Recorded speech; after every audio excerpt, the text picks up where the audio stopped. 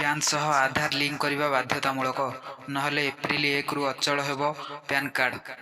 March 31 ସୁଦ୍ଧା ସାରିବାକୁ ଆୟକର ବିଭାଗର ସୂଚନା। ପ୍ୟାନ୍ କାର୍ଡ ସହ ଆଧାର କାର୍ଡ ଲିଙ୍କ କରିବାର ବହୁତ ଗୁଡ଼ିଏ ତାରିଖ ସରକାର ଆଗକୁ ବଢ଼ାଇଛନ୍ତି, ହେଲେ ଏଥର ଆୟକର ବିଭାଗ ଅବଧି ସୀମା ବଢ଼ାଇବାକୁ ରାଜି ନାହିଁ। ସେଥିପାଇଁ ସେ ବାରମ୍ବାର ପ୍ୟାନ୍ ସହ ଆଧାର କାର୍ଡ ଲିଙ୍କ କରିବାକୁ ଲୋକମାନଙ୍କୁ କହିଆସୁଛି।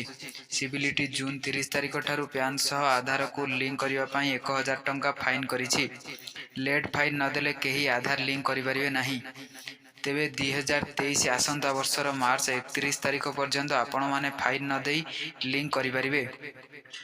ଆଧାର କାର୍ଡ ସହ ଲିଙ୍କ ହୋଇନଥିବା ପ୍ୟାନ୍ କାର୍ଡ ଗୁଡ଼ିକ 2023 ଏପ୍ରିଲ 1ରୁ ଅଚଳ ହୋଇଯିବ ବୋଲି ଆୟକର ବିଭାଗ ପକ୍ଷରୁ ସୂଚନା ଦିଆଯାଇଛି। ଆସନ୍ତା ବର୍ଷ ମାର୍ଚ୍ଚ 31 ତାରିଖ ସୁଦ୍ଧା ଏହି କାମ ଶେଷ କରିବାକୁ ବିଭାଗ ପକ୍ଷରୁ ଟିକସଦାତାଙ୍କୁ ପରାମର୍ଶ ଦିଆଯାଇଛି। ଆୟକର ନିୟମ 1961ରେ ଥିବା ବ୍ୟବସ୍ଥା ଅନୁଯାୟୀ ପ୍ୟାନ୍ ସହ ଆଧାର କାର୍ଡ ଲିଙ୍କ କରିବା ବାଧ୍ୟତାମୂଳକ ଅଟେ। ତେଣୁ ବିଳମ୍ବ ନକରି ଏହି କାର୍ଯ୍ୟ ଶୀଘ୍ର ଶେଷ କରିବାକୁ ବିଭାଗ କହିଛି। ଆୟକର ବିଭାଗ ପକ୍ଷରୁ ଏହା ମଧ୍ୟ ସ୍ପଷ୍ଟ କରାଯାଇଛି ଯେ ନିଷ୍କ୍ରିୟ ହେବାକୁ ଥିବା ପ୍ୟାନ୍ କାର୍ଡ ସହ ଆଧାର କାର୍ଡ ଲିଙ୍କ ହୋଇଗଲେ ତାହା ପୁଣି ସକ୍ରିୟ ହୋଇଯିବ। ଏମିତିକି ବ୍ୟାଙ୍କ ଖାତା ଖୋଲିବା ଠାରୁ ଆରମ୍ଭ କରି ମୋଟା ଅଙ୍କର ଟଙ୍କା ଜମା କରିବା, ଡର୍ମାଟ ଖାତା ଖୋଲିବା, ରିଏଲ ଏଷ୍ଟେଟ୍ କାରବାର ଆଦି ବହୁ ଆର୍ଥିକ କାର୍ଯ୍ୟରେ ପ୍ୟାନ୍ କାର୍ଡ ବ୍ୟବହାର ହେଉଛି।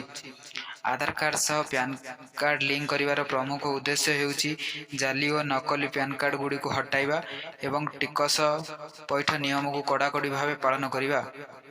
ଯଦି ଏହି ଭିଡ଼ିଓଟି ଆପଣମାନଙ୍କୁ ଭଲ ଲାଗିଥାଏ ତାହେଲେ ଚ୍ୟାନେଲକୁ ସବସ୍କ୍ରାଇବ୍ କରନ୍ତୁ, ଲାଇକ୍ କରନ୍ତୁ ଏବଂ ସେୟାର କରନ୍ତୁ। ଏହିଭଳି ଇନଫର୍ମେସନାଲ ଭିଡ଼ିଓ ପାଇଁ ନୋଟିଫିକେସନ୍ ବେଲ୍କୁ ଅନ୍ କରି ରଖନ୍ତୁ। ଧନ୍ୟବାଦ। ଆଧାର କାର୍ଡ ସହ ପ୍ୟାନ୍ କାର୍ଡ କେମିତି ଲିଙ୍କ କରିବେ ସେ ଭିଡ଼ିଓର ଲିଙ୍କ ମୁଁ ଡେସ୍କ୍ରିପସନରେ ଦେଇଦେଇଛି। ଆପଣ ମଧ୍ୟ ସେ ଭିଡ଼ିଓକୁ ଦେଖି ଏହା କରିପାରିବେ ନିଜେ ନିଜେ।